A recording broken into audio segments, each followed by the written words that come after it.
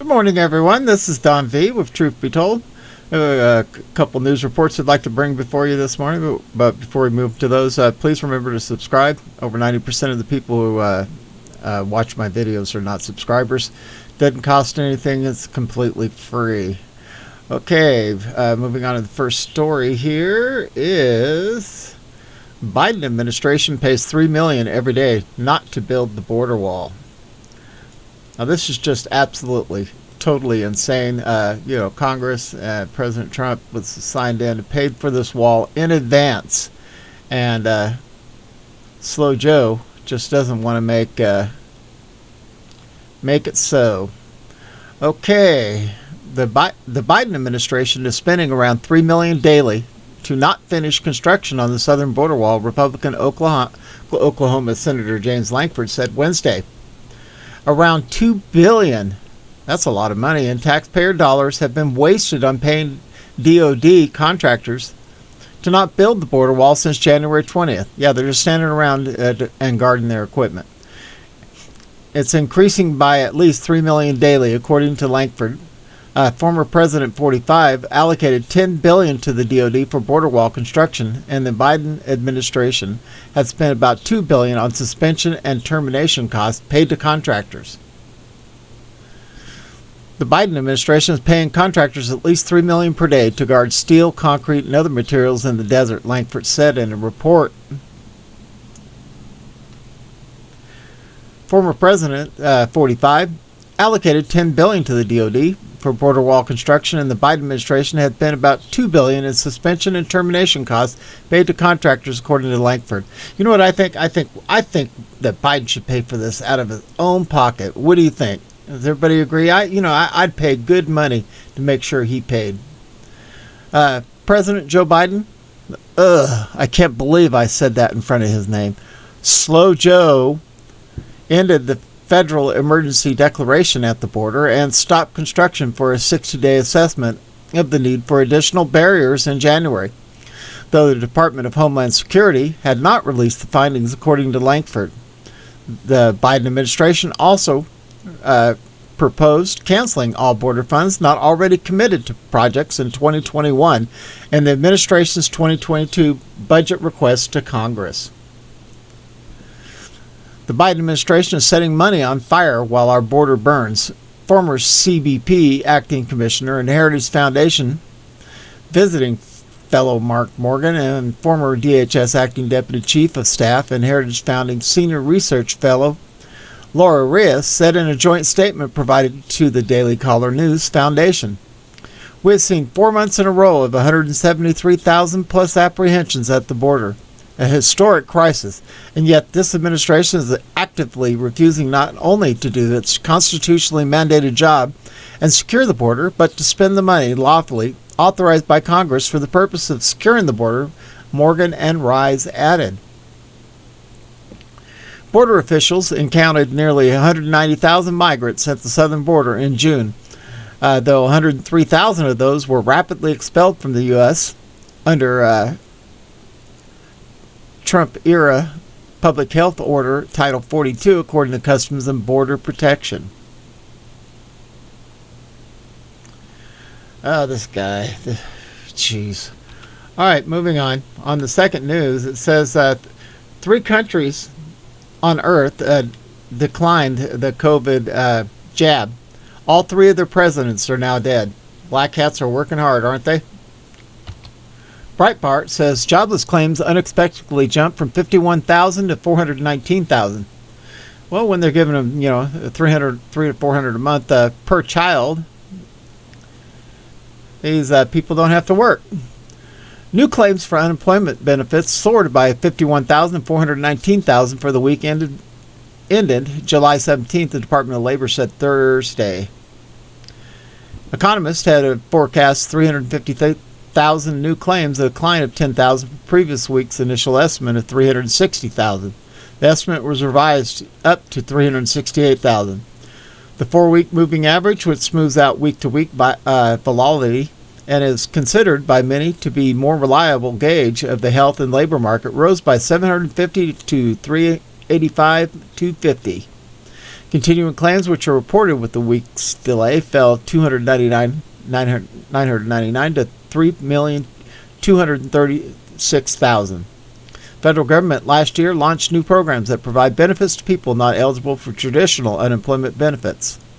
The total number of continued claims under all programs for the week ended July 3rd. It was a little over 12 million, a decline of 1.2 million from the previous week.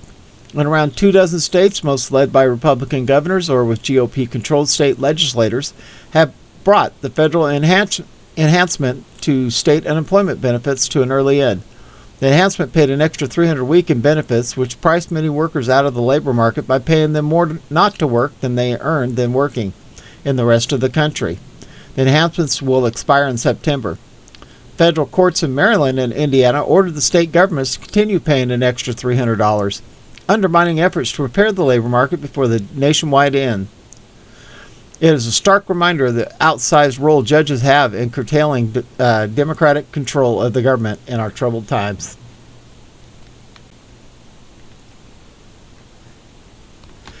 Moving on. Even the audience is fake. Check out the crowd at Joe Biden's CNN town hall. It is well known that whenever CNN has a town hall event for a Democrat, it's always a pre-staged and pre-packaged event. CNN hack Donna Brazile cheated and gave Hillary the questions before a debate with Bernie Sanders. CNN, the communist news network, filled up its 2007 Hillary Clinton town hall with Democrat operatives. CNN stacked its anti-gun town hall in 2018 and was accused of scripting the questions. And tonight, CNN moved all of its audience to the first few rows so that it appears there is actual interest in America to see Slow Joe stumble all over himself in a town hall.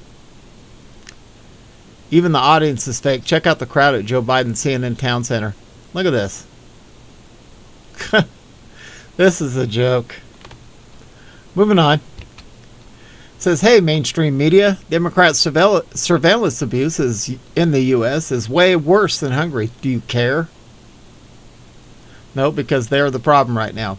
A cabal of the 17 left-wing Soros media is conspiring to attack conservative governments worldwide over allegedly spying on independent journalists with the Pegasus spy software developed by NSL Group in Israel. These media now claim French President Macron was a target of the surveillance despite presenting no evidence for the claim, which NSL Group denies.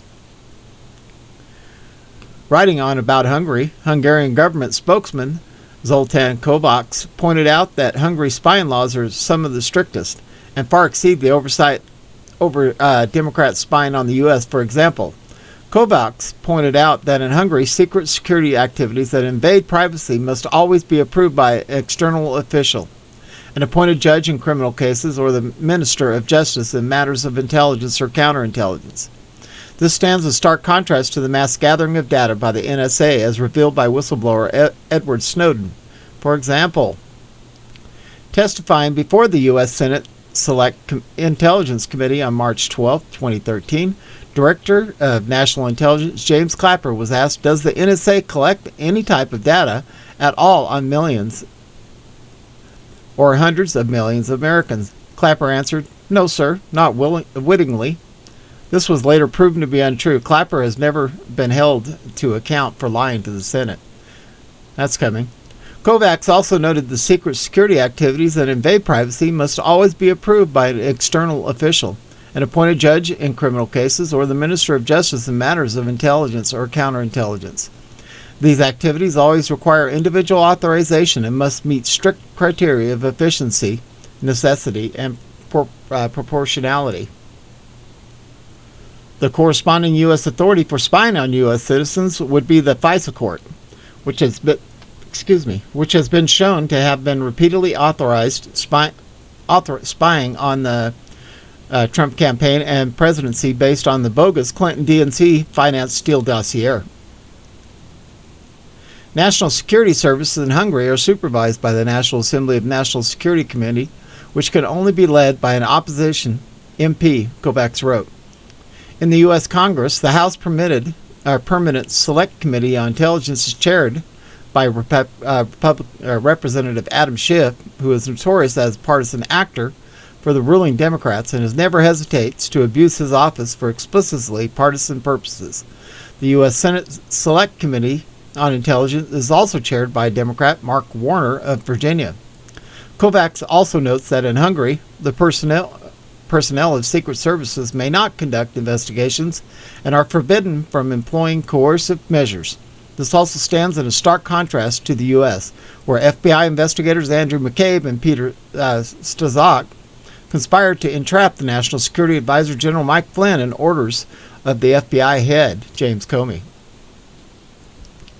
The media on this story are pursuing an agenda, and in their determination to drive that agenda, they've abandoned objectivity, Kovac writes, and the campaign against Hungary. Those who claim that Hungarian laws are the security service are loose simply don't know their facts. Richard Abelston is Gateway Pundit's international correspondent. At any rate, moving on, it says, that's the beginning of communism. President 45 on the Laptop Media's reporting on Biden. In an interview with radio show host Michael Savage, President 45 shared the obvious about the media in the U.S. today. President 45 was on with Michael Savage, and below are some comments from his interview. Former President 45 said Tuesday he doesn't think the U.S. media is a reliable purveyor of facts and instead has become a politicized organ of Democrats. In an interview with conservative talker Michael Savage, 45, who used to have a good relationship with the media and entertainment industry prior to becoming prez, initially responded to a question about whether he believes the country is melting down under Slow Joe. It is, 45 said, going on to point the finger at the major media he believes is covering up for Biden. If you look at the border, if you look at what's going on with justice, if you look at all the things that are happening, and frankly, if you look at the media, where the media is a closed media, the 45th president said. We don't have an open and free media anymore, he charged. 45 went on to criticize the media for being incurious regarding the negative effects of Biden's administration, immigration, economic, and foreign policies. They don't want to hear anything, 45 told Savage, and they don't want to write about it. It's collusive. Nobody has ever seen anything like it. It all happened during this period of time, he continued. 45 said the media refused to cover the candidate Biden as well as other scandals swirling around his son, Hunter Biden, while hyper-focusing on his administration and the COVID-19 pandemic. It happened just before the election, 45 said. They wouldn't talk about certain subjects. You know better than anybody, Michael. You know that's the beginning of communism. President 45 is so right. Those in the know have been talking about this for some time. On election night 2020, the media's true soul was released, and it was ugly. Now everything the media does is to protect senile fraudster Slow Joe and criticize President 45.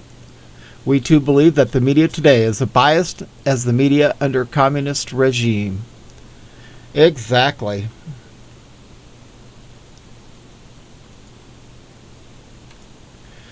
Well, folks, I hope you enjoyed these reports. There's not a lot going on.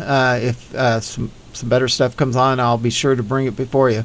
Hope you enjoyed these. This is Don V, broadcasting out of partly cloudy skies under Arizona again. Hope everybody has a wonderful day, and we are out of here.